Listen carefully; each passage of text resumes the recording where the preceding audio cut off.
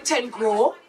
We've seen the menu, and we all go there. One thing with M10 that has remained a constant is their consistency with the food, especially the curry goat and the oxtail. And the shrew peas. And the shrew Talk peas. about this. Always great vibes.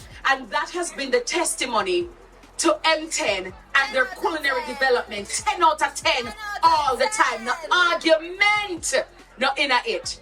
Listen, it is not every day that you find a business with family, a business where a parent can be so proud because her son is also continuing that legacy. And so I'm very proud of this family.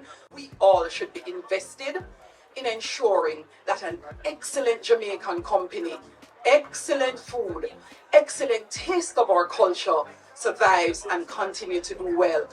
You guys are the reason we do what we do.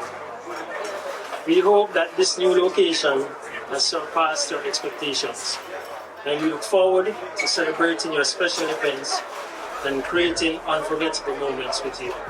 We're still bringing you that same great food, but with a chic new decor and some exciting new options like wider appetizers, grill and seafood choices available earlier in the day.